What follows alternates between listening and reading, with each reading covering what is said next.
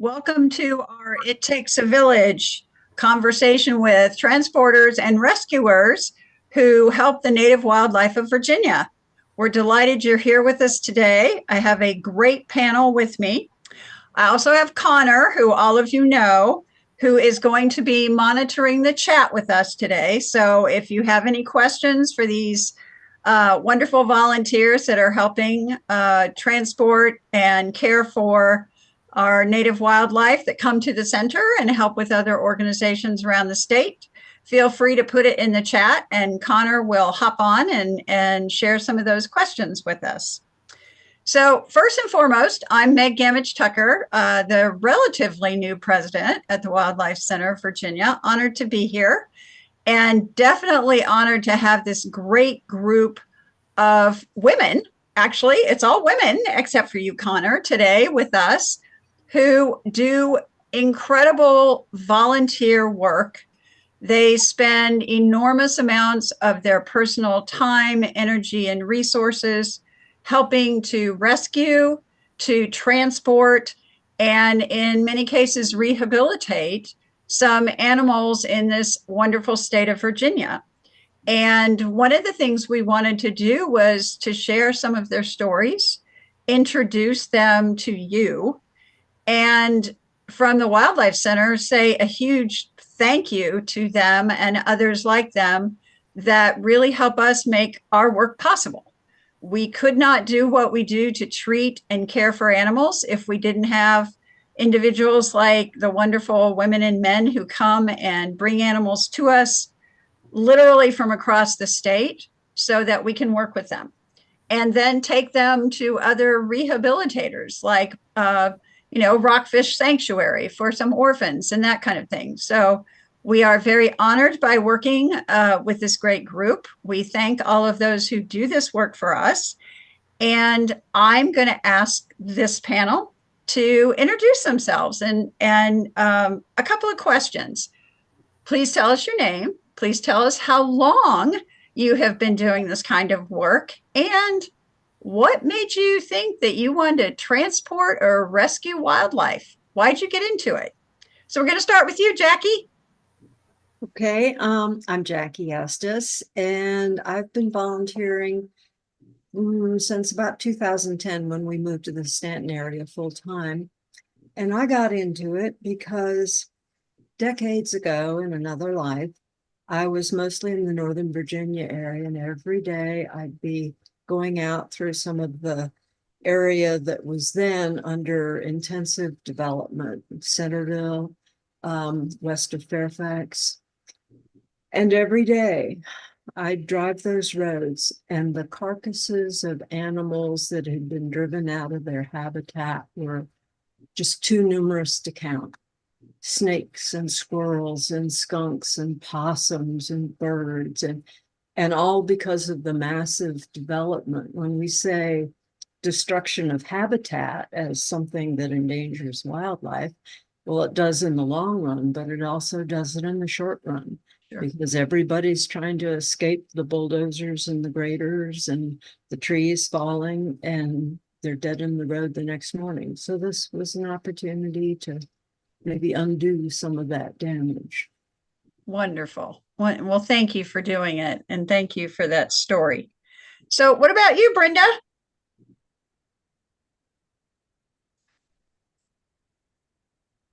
Sorry, I was muted. I've been doing this, I guess, I'm going into my third year of doing it. And I had followed the Facebook group Virginia Wildlife for a while. And someone posted an injured hawk in Caroline County. And I thought to myself, well, someone will do something about that. Someone will do it. Someone will go get it. And I watched the post for about an hour. I checked on it and nobody had done anything. And so I thought, well, I'm not really qualified, but I could drive up there and pick it up. And they're, great, you're hired, go for it. And so I went up and rescued the hawk and took it to a vet clinic in Richmond so that it could just get stabilized and kind of be in a little better shape because the Wildlife Center was closed. It was late at night. And I drove it to the Wildlife Center the next morning. And I drove home and I just thought, wow, that was a really cool experience. Maybe I'll do that again sometime. Maybe I'll get another opportunity. And within 2 weeks, someone else posted a turkey vulture, and I was like, well, I caught a hawk. I can probably catch a turkey vulture, sure. And now, I couldn't begin to guess how many birds and critters I've caught and brought to you guys now. It's amazing. Thank you. Thank you as well. So let's flip over to Gail. Gail. Yes. I started in 2015, as soon as I retired from UVA. And I was the person, I'm located in right around Charlottesville, Albemarle area, which is central Virginia. And I was the person growing up that all the neighborhood people knew if they had an injured animal to bring to me. So we would get him going and then turn him loose. And so I've always loved animals. So this was something I've wanted to do, but with working, I wasn't able to do. So as soon as I retired, I volunteered. Fantastic. Well, good. Well, thank you. Thank you much. How about you, Mary? I'm on mute. Thank you. I'm Mary Wenz, and I am in Colonial Beach. And when I moved to town, probably 6 years ago, I had, prior to this, I had a little farm in Fredericksburg. I had horses and chickens, and we take care and doctor our own when we can with what needs. And I think it was an osprey, and nobody knew what to do with it. And someone called me, and then word of mouth gets around, and next one, can you take this one here? Can you catch him and bring him? And so I just kind of got thrown into that. And then especially when there was a facility in Warsaw, wonderful facility, Wild Bunch, and they had to close down abruptly. And so there was a big dark hole here. And so I just kind of got thrown into it. But over the years have built, I've worked with Tidewater, Tidewater Rescues with Julie over with Tidewater, going on calls for her, the sheriff will call me or whatever. And then I've gotten together a network of wonderful volunteers who help transport. We send to Brenda, who sends to you, and to Julie, and to all over. So yeah, we're trying to build our network here, and it's really a lot of support. That's fabulous. Thank you. Chris, tell us your story. Well, I'm Chris Clendenin, and my first introduction to Wildlife Center Virginia was in the mid-2000s, and I'm guessing maybe it was in 2007, plus or minus, but I was driving back late one night from Charleston, West Virginia, and I just crossed over the line and going through the mountains in those hairpin turns, and a barred owl hit my windshield and scared the bejesus out of me. I didn't know what it was so I found a place to turn around and go back, and that's where I discovered the owl just sitting there in the middle of the road. And I was like, I didn't feel like I could just leave it there. So I had a dog crate in the truck, so I picked it up and I brought it. And I lived in King William at the time, so I was heading east. And when I got out to Stanton, I found an all-night emergency vet, and they directed me to WCV. And Fabulous. Got your on-call person out of bed, and and then but I told him, even though I lived in King William and the bird was like near Monterey, I said, whenever it's ready to be released, I know exactly where to take it, so you can call me. And fortunately, the bird was able to be released, and y'all did call me, and the rest is history. Good. Well, that's a good outcome. I do know when I did an eagle release recently with Connor, Mary and Brenda were able to come, and it was like, we haven't seen one of these. We've brought you enormous numbers of animals, but this is the first time we've, been able to see a juvenile released in Colonial Beach. So for us, it was really exciting to have that whole network of people there that said, hey, this is the good side of what we are doing and making possible. So I'm going to ask you all. So I've been calculating based on when you got into the work, 40 years of transport, rescue, care experience in this small group of people. Almost the age of the Wildlife Center, to be honest. And so there's a lot of experience, a lot of stories that I'm sure you all have. And so I'm going to ask you to do two things. I'm going to ask you to do the stories, tell some stories for those who are interested in what you do and why you do it. And I call them the good, the funny, and the sad, because I know there are all of those. There are also a few bad ones, but we're going to ignore those. We're going to talk about the good, the funny, and the sad, because that's the reality. Some animals simply don't make it, but there are good stories that I know you all have with all this experience. And I want the friends that are out there that see what you do and are hearing what you do to get some of that flavor from you, because it happens when you're out there in the real world doing the stuff. And we get the animals when they're here, then we rehab. And then sometimes there's even interesting stories on the release side that you get to see. But I'm just kind of going to go around. You all pop up, and I don't need to call on people. Just tell us a story about that's made this really worthwhile for you to do this work, or something that's really impacted you and why you keep doing it. So I'm going to throw the floor open. Whoever wants to go first, just pop up your hand and we'll listen to your stories. Okay, Mary. Because I want to add to what you had said about the eagle release. That juvenile, I rescued that one, and I was so excited about going to the release. But on my way to the release, I got a call about another eagle a few towns over, and I had to get over there, and I was hoping to be able to bring that one here and swap them kind of out, let you release, and then give you that.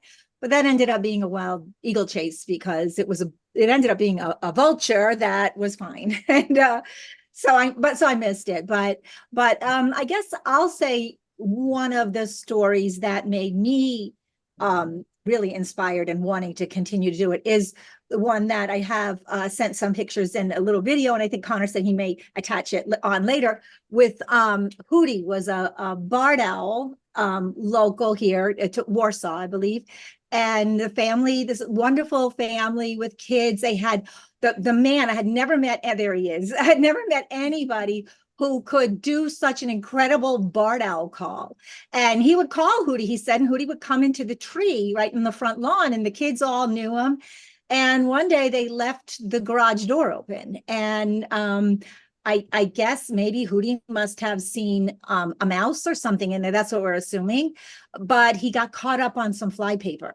And you can see in the picture over here of just Hootie by himself. If you look right below his tail, the fly paper is hanging. It was wrapped all around his body, under his wings. It was awful. And he panicked and immediately flew up into a hole in the drywall and was hiding in the rafters.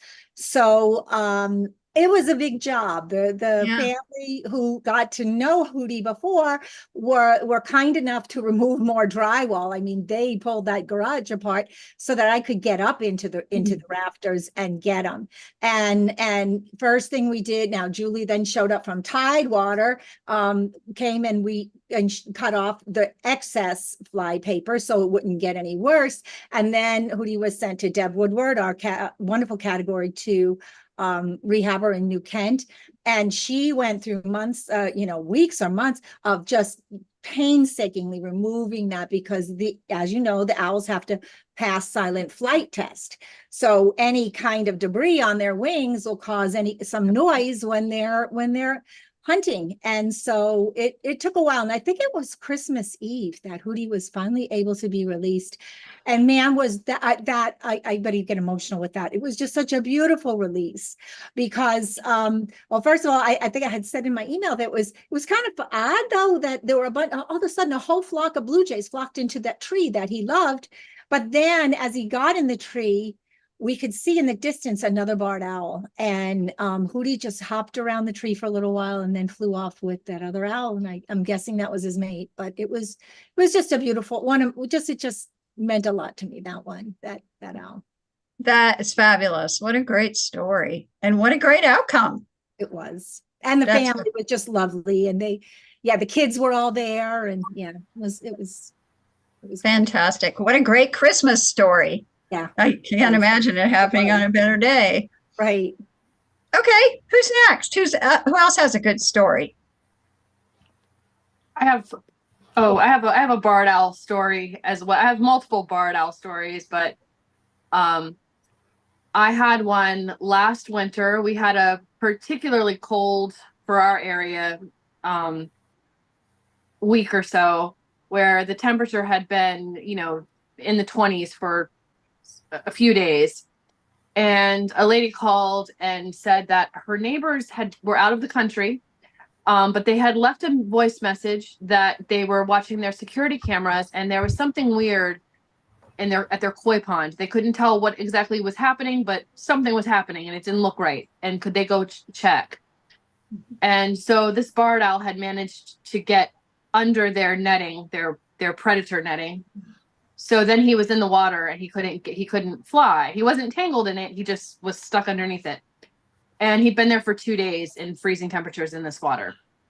And so she sent me the picture and I couldn't even register at first what I was seeing, but it was like the bird was curled up in a fetal position. You wouldn't even think a bird could do that. And she said, well, my son's a veterinarian. I'm going to stop and just have him peek at it and then I'll bring it. I was like, okay, I'll start working on a transport. And so she showed up maybe an hour later. The bird was still just, I wasn't sure this bird was alive.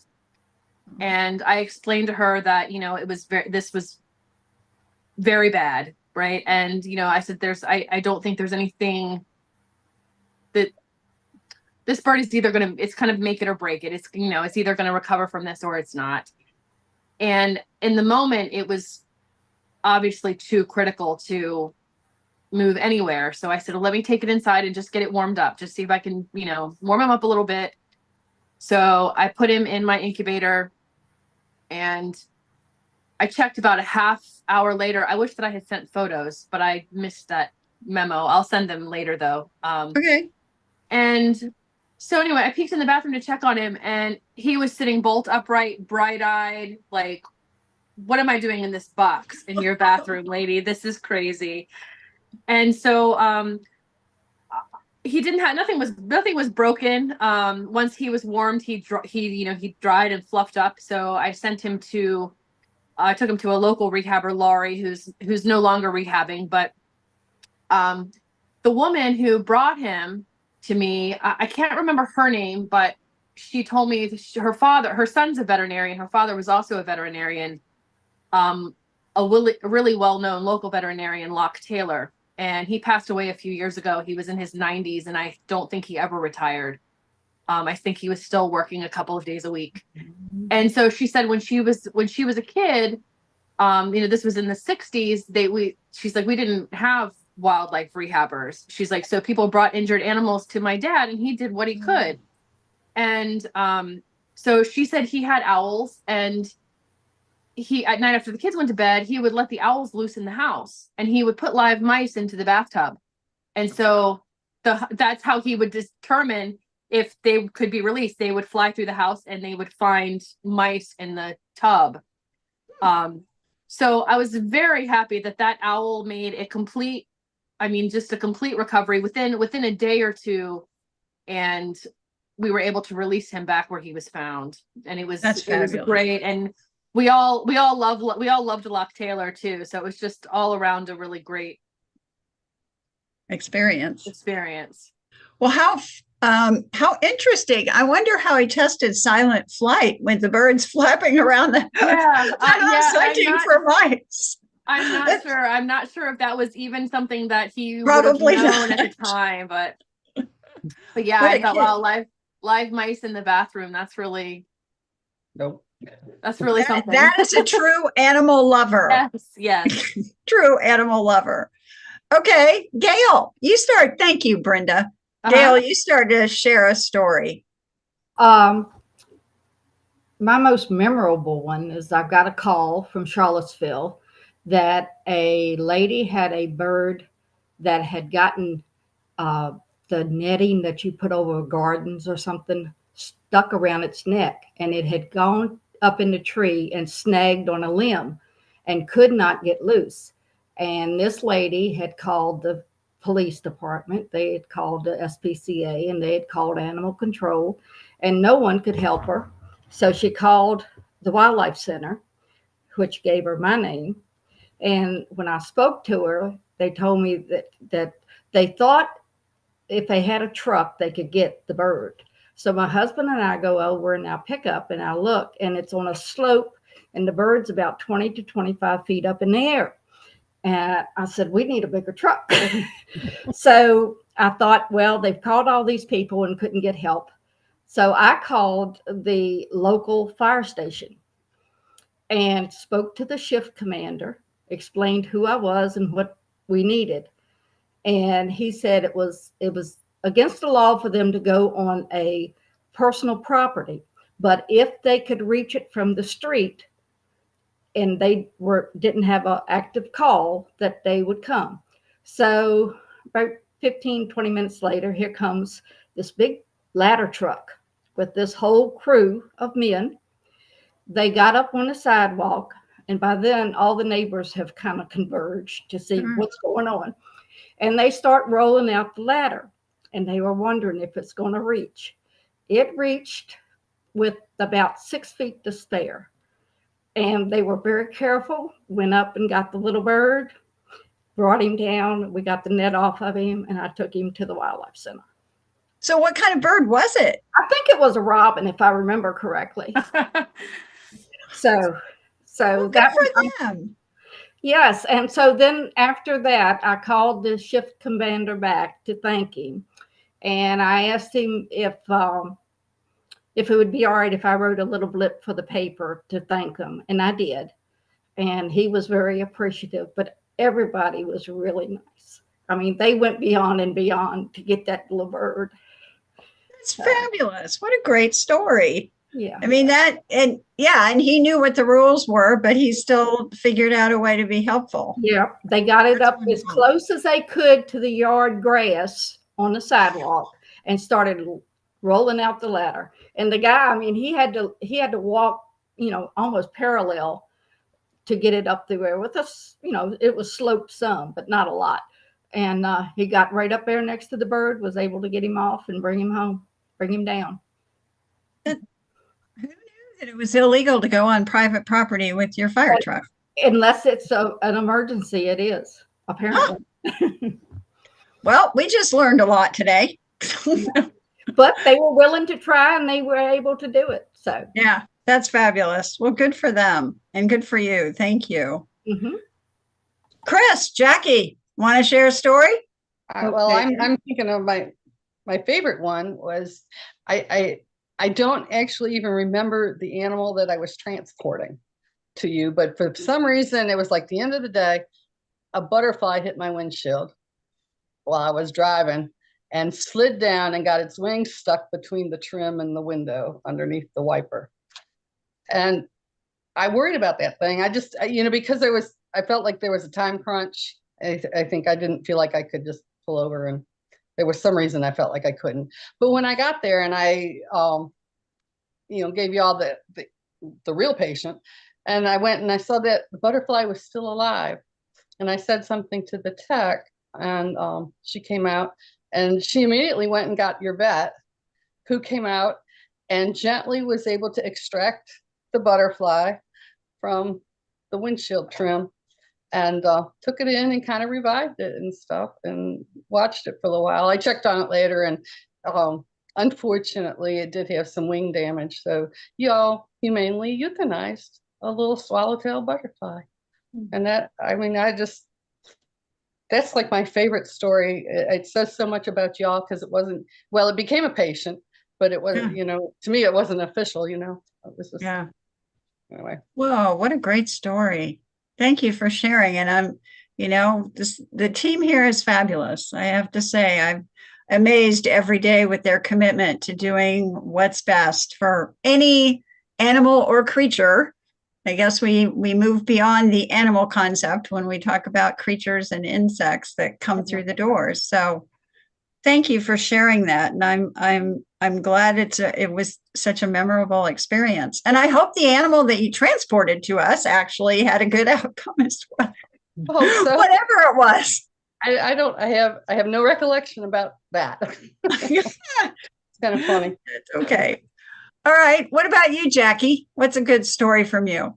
Well, I have two, and I'll start with a story about the creature that came through the door at y'all's place. I got a call for a black vulture, and it was at Stanton Tractor here in town. And for those of you who don't know Stanton Tractor, they actually sell all different kinds of equipment. They have a huge dirt mound out behind their storefront, and people can go out there and play with a loader or a bulldozer and go up and down. Anyhow, the black vulture was out behind Stanton Tractor, and even with a wing injury, the inconvenient thing about black vultures is that they run, and they run very well and very quickly. Yep. And so I get out there, little old lady, and he runs up the dirt mound. And I go up the dirt mound. It's maybe 20 feet high, and he runs down the other side. And I go down, and he runs back up, and I start to go down, and the dirt collapsed under my feet, and I just hit down hard on the heel of my hand and went down to the bottom of the mound. And my hand wasn't happy at all. And fortunately, the vulture ran into an American wire fence and got himself stuck. I got to the Wildlife Center, turned over the vulture, and the very nice vet fixed up my hand so that I could drive my stick shift then to the emergency room to get checked out. And the good news is nothing was seriously wrong with me. Got a pretty blue bandage, and I really don't know what happened to the vulture. And then the second story is about the networks. Everybody's talked about how people come together to make things happen. And I got a relay call from the Wildlife Center one day. The other person on the line, in addition to the center, was a fellow who worked for the railroad line. I don't know if it was Norfolk and Southern or something else, but anyhow, he was an engineer. And we made arrangements. I was going to go to a freight maintenance yard somewhere below Vesuvius. And he was passing through on the train. He dropped off a bucket of baby possums that I retrieved from under the shade of a truck left there to get back to the Wildlife Center. So animals come from everywhere in the state, and they come by the strangest means possible to make their way to the Wildlife Center. That's fabulous. Oh, they're so adorable. Thank you. There is nothing like a baby possum. Absolutely nothing like a baby possum. Thank you, Jackie. Those are great stories. And the network is important. I mean, as you've said, we honestly couldn't do, we have a list of 50 plus transporters, rescuers that, you know, our team, when something comes up, calls and says, are you available? And, you know, people do what they can. They, you know, give up the opportunity to do something else in their lives. And they say, yeah, I can go take care of that today. Or if I can't, here's somebody that can help with this, or I'll help transport it to here. And then you can transport it from there or back and forth from different organizations. And it's amazing to me what a collaborative business this is, how unique it is that everybody has their part to play and how passionate everyone is. All right, Connor's hopped in. I did. I just wanted to first say thank you all for sharing those stories. There are so many comments pouring in from people that said, you know, how amazing those stories are and how amazing you all are for helping our wildlife. And I did see one question that I think is really interesting, because between the 5 of you, I'm guessing you have maybe more than 5,000 transport hours. I don't know for sure, but it's got to be something up there like that. And their question, among the many, many animals that you transported, is what is your noisiest passenger? So I am curious to hear this. Oh. My noisiest wasn't for the animal bird sounds he was making. It not too long ago, it was a lovely, gorgeous, big red-tailed hawk. And he could fly, but not very far, not very long. There was nothing wrong with his wings. And caught him. And fortunately, in my experience anyhow, hawks, big or small, go to great efforts to look like they're going to tear you to shreds. And they're the easiest things in the world to catch because their behavior is so predictable. They'll basically just go talon up and lay down, and you can just infiltrate your fingers between their talons and pick them up and over. And if you cover them with a towel, they basically go quiet. But that said, once he got in his box to go to the Wildlife Center, I think he spent the entire trip just beating on the box with his wings, trying to get out. So was he screaming at the same time, or he was just No, making you know he was there? Giant punching bag who was very, very unhappy. And unfortunately, because of his injuries, he didn't make it. But it wasn't a problem with his wings. So do you know, did he have lead toxicity or did he have a virus? Did they tell you? He was referred to Wildlife Services for investigation. So my guess is somebody had shot him. Yeah, that is another unfortunate thing that we still see with a lot of raptors that you wouldn't think. I mean, eagles, hawks, kestrels. I mean, if it flies, somebody thinks that, it's A pot shot. shootable. We get a lot of BB gun shots these days, which is not only bad because it's shooting, not because we're anti-hunting, but because of the lead toxicity. So even if it doesn't kill the bird, it creates neurological issues. So yeah, it sounds like that might have been, and we do refer all of those cases to DWR, to their wildlife crime hotline. So, well, thanks for sharing. I'm sorry he didn't make it, but he does sound like he was a feisty one until the end. He was.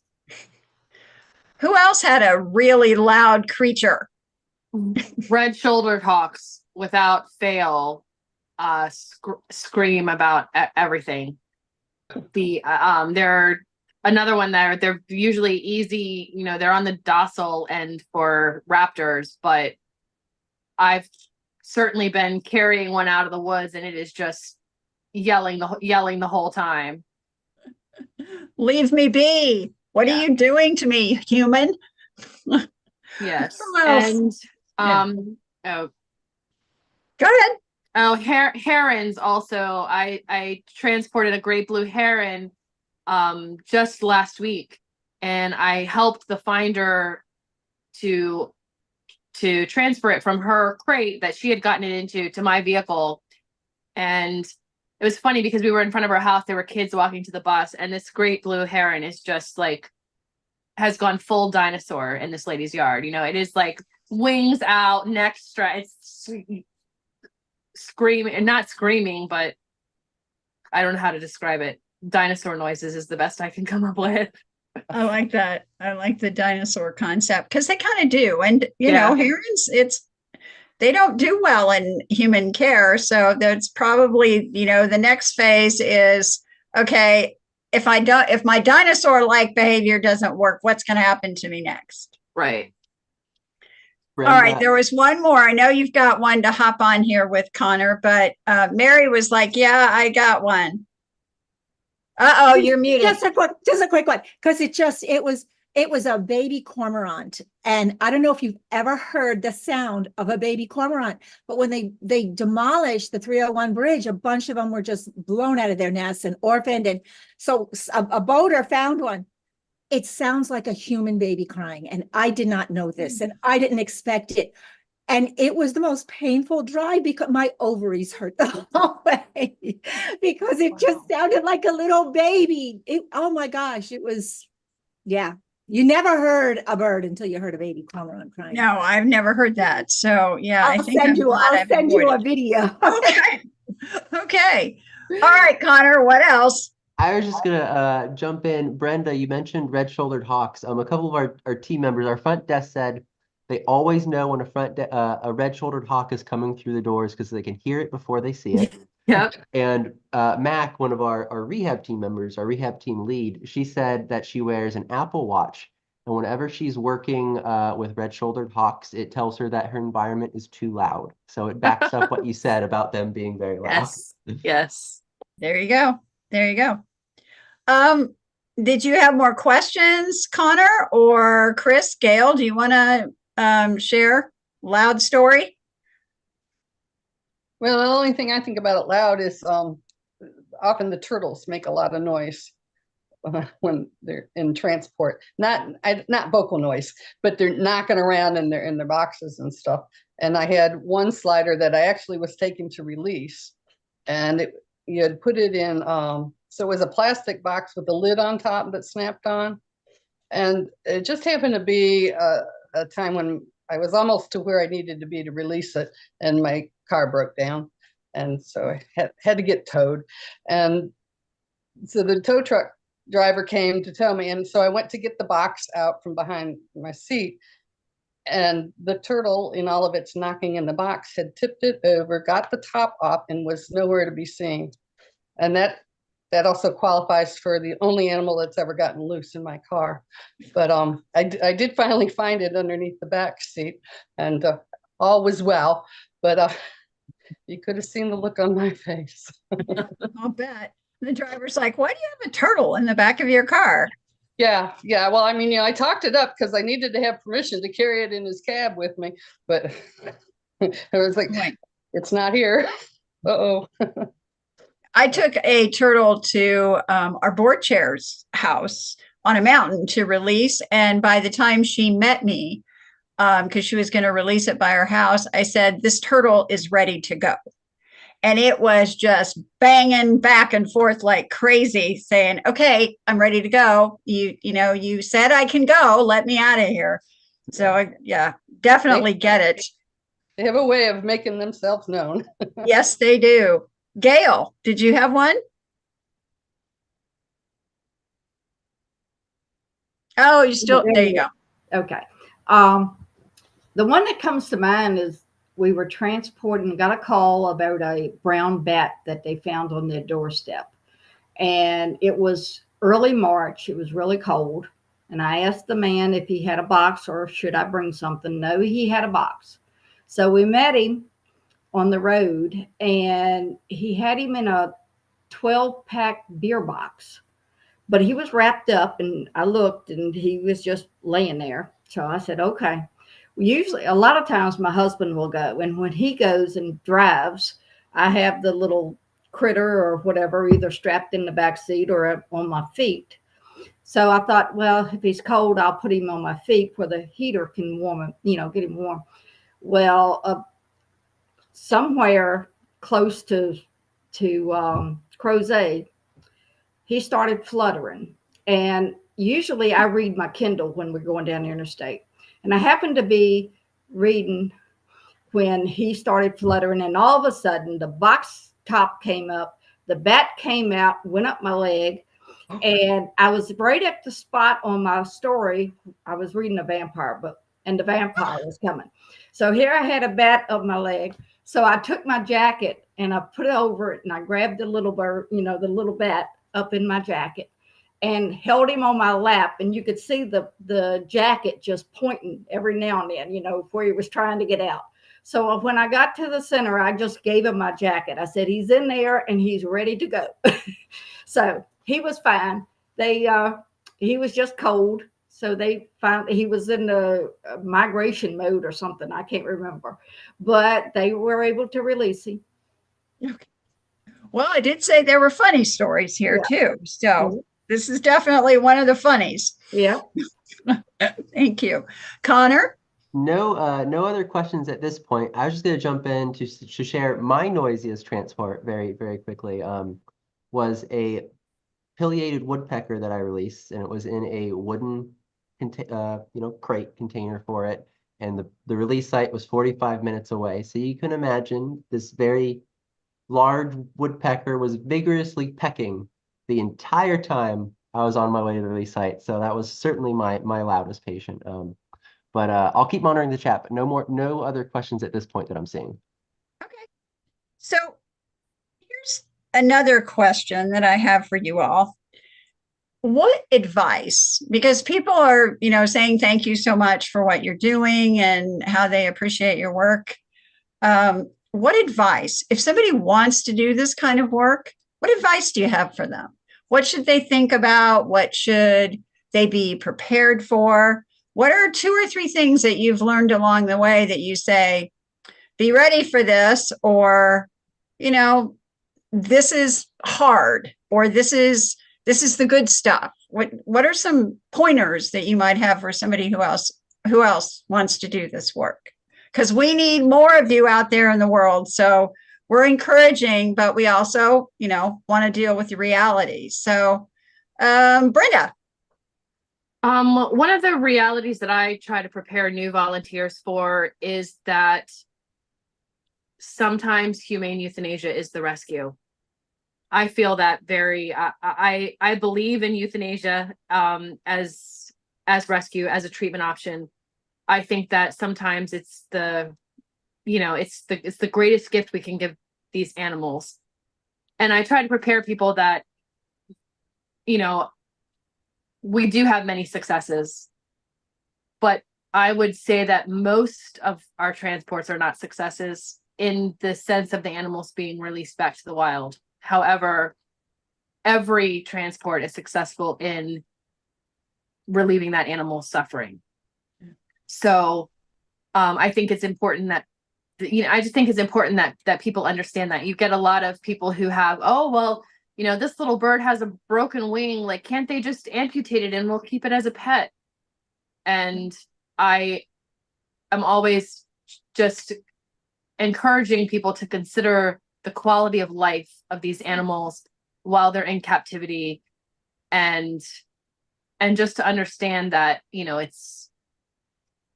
there are not enough sanctuary spaces. Yeah. And even when there is a sanctuary space, not every animal is suitable for that. And that, euthanasia is a very important service that you all are able to provide.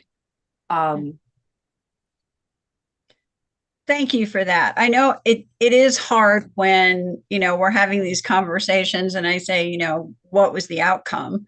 Right. Because people assume, the assumption is that the animal will be treated, it will thrive, it will be free again. And unfortunately, it is a reality every day that these animals don't survive. But our team is very diligent in how they relieve the suffering and make sure that it is as painless as possible, and that it's the final decision, that every opportunity and option and amount of research and testing has been done to make sure it's the right decision for the animal. So thank you for that. And you've also addressed the issue of sanctuary spaces and the quality of life. Having worked internationally and nationally with sanctuaries, I'm a firm believer in them, but it is not like being in the wild. And some animals, we are very fortunate that we have a collection of animals that we have as ambassadors, but it is a long, thoughtful process of, will this animal thrive in that environment? And can we give it the care? Can we make sure that it has as much choice in its life as possible, even to have it be an outreach animal. And some animals just don't thrive in that environment. So it's harder on them to say, okay, I'm going to prolong your life, but it's for this purpose. So it's a hard part of this work. It's a hard part of anybody that works with wildlife, to know that. And I appreciate you being very forthright and bringing that to everybody's attention, because that's a hard call. And the first one you lose is very painful. Yes. Other thoughts or comments about that, or other issues that you want to give as advice for somebody who's interested? I think I think that it's important for everybody to remember also that when you're interacting, when you're rescuing or transporting, what a lot of people don't realize, we're monsters to them. And so we have to be really respectful of that, and not turn the radio on in the car, keep it quiet, keep any interaction to a minimum. You know, as tempting as it is, because, oh, it's so cool to see this animal up close, it's not for them. And especially given that they're already stressed, they're already injured or orphaned or whatever, they need to keep that to a bare minimum. Yeah. Good point, Mary. And, we have a quiet space. When animals come here, we have a quiet room where they go to just be able to chill in a quiet, dark space, for one thing. But also, you're right. I mean, when we're interacting with any animal, they're looking at us like we're a big, giant monster, as you've said. Why is this human that is a competitor? Why is this human invading my space? And they can't tell us what's wrong with them. They can't tell us where it hurts. And so it's really hard to think about, oh, I want to cuddle that raccoon, and, oh, I'm going to hold it, even though raccoons are really cute when they're small, but they're also a rabies vector species. So, cuddling raccoons without gloves is not a good idea. But it's also not good for them, because you don't want them. No animal that imprints on a person is going to be able to be released to the wild again. So you are causing potential issues for their long-term survivability, even if they survive that activity, even if they survive the collision or the accident or the disease or whatever, because if they depend on you for food, they are not going to be released. Good point. Jackie, thoughts that you have as advice? Yeah, one thing that I think helps balance things for transporters, and you mentioned it at the beginning of the program, you rarely get a call unless you're in a coastal area, tidal area, like some of the transporters. You rarely get a call for an eagle. Everybody wants an eagle. You're rarely going to get a call for an eagle. You will drive miles. You will slog through mud. You will dodge the electric fence as best you can. For what I call them LBJ, little brown jobbies, little brown birds. You can't make value judgments about the animals that have needs. When they get to the Wildlife Center, maybe with the patient load or the issues they have, there's triage, but you can't make value judgments about what they are. So a skunk, a snake, a bird of any kind, a possum, they're just something that's in need. Yep. What a great point. What a fabulous point. We are doing this for native wildlife, and apparently for butterflies too, but for native insects. But that's right. We don't, when they come in the door, it's what's the issue with the animal. It's not, oh, this is a squirrel, and we have 17 squirrels back there, or this is an eagle, or this is a turtle. We overwinter a lot of turtles, but we don't turn turtles away. We don't say, no, we're not going to take those turtles because we already have 10 or we already have 40. We say we have to manage and we have to figure out how we house and care for them. that same thing with you all who are out doing the work in the field. You don't get to say the little brown jobby, which I like, the LBJs, isn't worth it today. So thank you for that.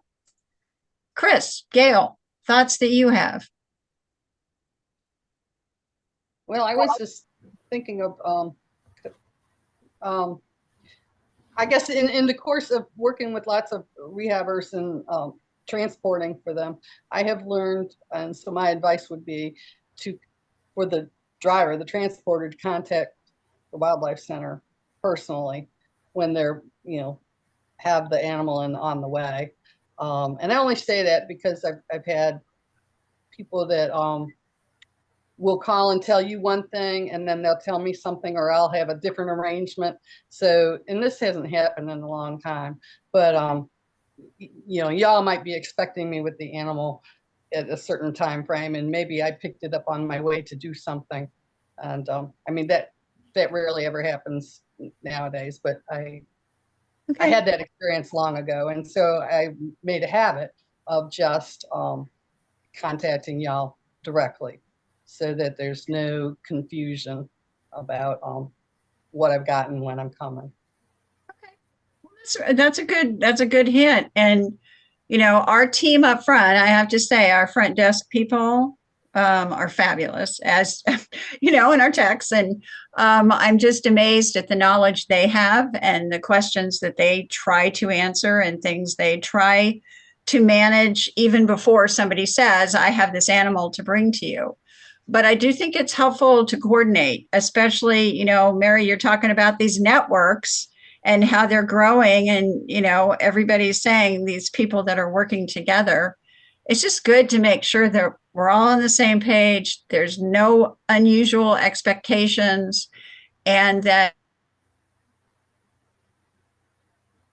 honestly, from our perspective, that there's somebody here that can help you if there's a challenge with timing or transport or whatever, that that animal can get taken care of in a very quick fashion when it arrives on our doorstep. So that's important to know, Chris, and I'm glad that you haven't had that issue for a while, but we hope you'll let us know if that ever pops up, because it's important for us to manage. Yeah, transport has it hasn't in over a decade, but good. but it established my practice of personally contacting you, rather than depending on whoever gave me the bird or the animal to say, well, I already called them, well, I'm going to call you also. Okay. Before you go, Brenda, Gail had started to say something, and then I'll have you chime in. I was just going to say to any new transporters, don't assume that the animal will be in a box or cage or whatever. Be prepared to go through the briars and the brambles to catch whatever is running around out there that's hurt. And I carry a foldable crate in my car now after the bat incident. So if I don't like the box that they've got him in or something, or they don't have one, then I can use that at the spur of the moment. But now I asked if they have it in a secure box or if we've got to go hunting for it. Okay. Good point. Good point. Yes. Thank you. Brenda, you started to say something? Yeah, I wanted to say too, there's training available. Evelyn's Wildlife Refuge, which is located in the Virginia Beach area, and Tidewater Wildlife Rescue hold regular classes on rescue and transport to give people just the idea of, if you've never captured a great horned owl, this is the ideal equipment to have if you're going to do that regularly. So they do hold those classes somewhat regularly, maybe quarterly. I'm planning on holding one in the Richmond area soon, hopefully in November, if anyone's interested. And Gail mentioned a little bit too, having boxes and things. I do recommend, if you are going to go out on a rescue, make sure that someone does have their eyes on the animal before you drive, maybe an hour and a half for an animal, and then you get there and you realize nobody's seen that since 10 o'clock this morning, and now it's gonna be dark. Because that will happen. That will happen Okay. for sure. Okay, good point. Good point. Um, Okay, go ahead. I was just going to say it helps too, and I made the suggestion to the front staff, if when these people call that they have an injured animal, ask them to please stay away from it until the transporter gets there. I've had 2 or 3 in the same week that wanted to go take a picture of the animal before I got there, which scared him off. And I came back later and was able to rescue the animal.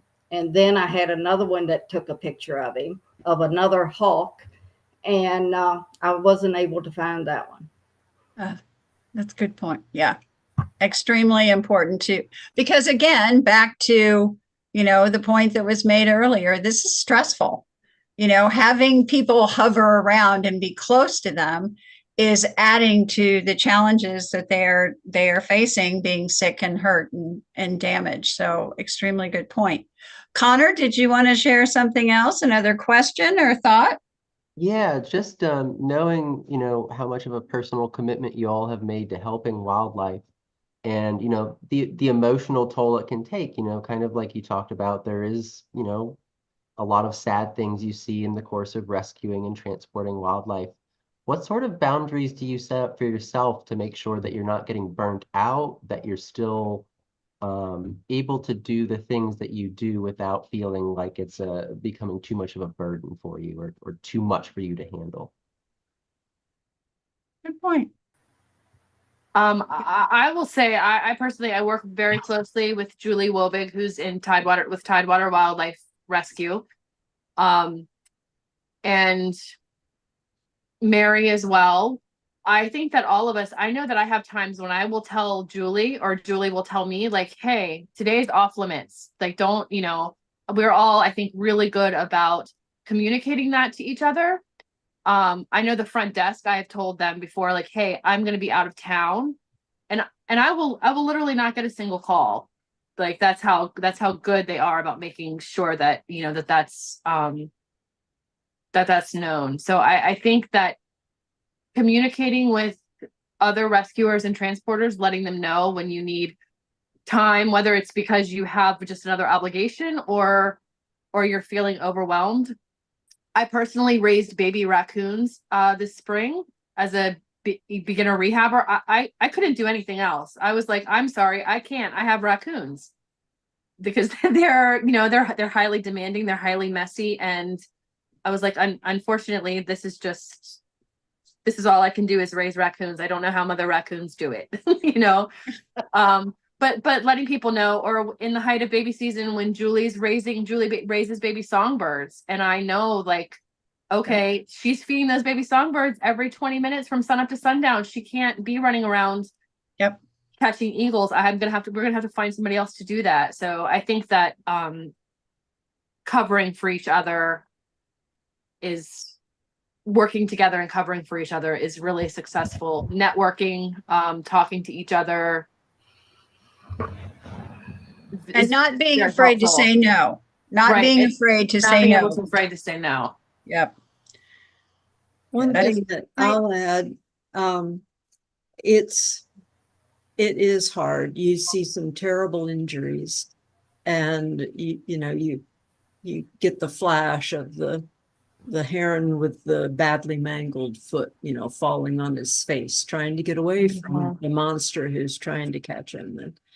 And I think the one thing that helps, and I don't know that you plan it, but the receiving staff at the Wildlife Center is so helpful, so pleasant, so kind. And if something does come through, okay, they'll let you know. They'll remember maybe you brought it in, and they'll let you know he's doing okay, or he's still with us. And that helps, because there are many who aren't, and you go to effort to try and get them in time as quickly as you can get there and get them back. But it sometimes is a very, very bad first encounter with the animals. Well, good. Well, I'm glad they're responsive, and we'll keep reiterating because those people are on Connor's team. We'll keep reiterating how important that is to Yeah. you all. Paige and Michael, and it's Lily, it's just, it's good to have them, and they know it's bad. They try and help as well. Good. Thank you for that. Thank you for that. Others, Gail, Chris. My way of dealing is if I think an animal might make it, I usually ask for a status report a few days later. How's this critter doing? If he's really bad, I don't. That's my way of just putting it and waiting for the next one. So Well, we all cope in different ways, and that works. That's what works. What about you, Chris? Well, I was just thinking how much I appreciate like the networking that Brenda's doing. I've recently gotten connected with Brenda and being part of that cog in that wheel, because I've mostly kind of been independent. Y'all call me, or the resident will call me, and I go. And I feel bad like if I can't. But what I've learned to do is say, well, I can't do it today, but I'll be available maybe tomorrow or the next day if for whatever reason you haven't found somebody and the animal still needs to be transported. So I try to offer options when I'm not available, and not feel bad myself about not being available at the drop of the hat. I coordinate a lot of transports, and I always tell people, I'm going to ask you if you can do it. And if you can say no, please just say no, and it's fine. And I'm going to move on to the next person, because sometimes the answer is no. I mean, sometimes my answer is no. Yeah. Well, do not feel guilty. Do not ever think our team wants any guilt for you can't do it. We understand you all are doing all of this out of the goodness of your hearts, your commitment, your passion. We appreciate every piece that you do. And I want to reiterate that wholeheartedly to you all, to anybody that's paying attention, because we know this is hard work, and this is from your heart. And it's not easy for people who are staff here to have to deal with these things, let alone people who are giving of themselves with no money coming back, nobody paying the bills, helping you. The best we can do is say, you all are angels in our minds. You're doing incredible work. You're working so hard. You're helping these animals, and never feel guilt from us, because we thank you for every time you do have the opportunity to help. Well, I guess I should say I don't. You all never make me feel guilty when I'm talking to whoever rescued the animal. I know, but I don't want you. For those people out there that aren't Wildlife Center people, I'm hopeful they understand what it takes, because some people just can't do this. Well, not everybody can just drop everything and run when you get the phone call. Fortunately, my background is nursing, and I did a lot of on-call, so I'm kind of used to that. Being called in, got to go now. Okay, Yeah. Well, so we're blessed by all of you. Yep. Mary, did you have any thoughts for this? I was just going to add to the networking. I mean, that and just expanding on not just don't be afraid to say no, but also don't be afraid to ask. And I find that I just going about everyday life, or even throughout rescues, or somebody, a finder. Well, if you're interested in helping out, I keep their numbers. And so I have, I've got established a network of people who possibly can help with a transport and a leg of a transport, or a rescue that's a little simpler, that that they feel like they can handle, and people want to do that. So, and again, they can say yes or they can say no, because ultimately most of these rescues don't happen at the most convenient time. It's a holiday, or it's right before dinner, or it's right before bed, or and so don't be afraid to ask for help as well. you'd be surprised. Good point. Well, I have to say to you all, when we did that release in Colonial Beach and seeing the number of people that just showed up in your network was truly phenomenal. These people saying, well, yeah, we love working together because, we work, it's not only a network, it's like a team feel. It's like we're all in this together and we're going to help however we can. So I know we're probably at the end of my time. Actually, we're over the end of our time. So, but before you all go, please know again how much we appreciate you, how much we appreciate the time you have given to us today to share your stories and your thoughts, and how lucky I feel the Wildlife of Virginia is to have you in their corner doing the best that you possibly can for them. It's a blessing to have you all. We appreciate you. I have one other pitch. It's Gala Week for the Wildlife Center. So if you haven't gone to our online auction, we encourage you to do that because we have some great things. And all of the money that comes from that, thanks to the wonderful sponsors we have, help us to do treatment and rehab and work research, great programs like this one. So hopefully you can do that if you got some time to do it. But again, thank you all. It's a pleasure to work with each and every one of you and be able to share your stories. Thank you. Thank you. Thank you all. Take care.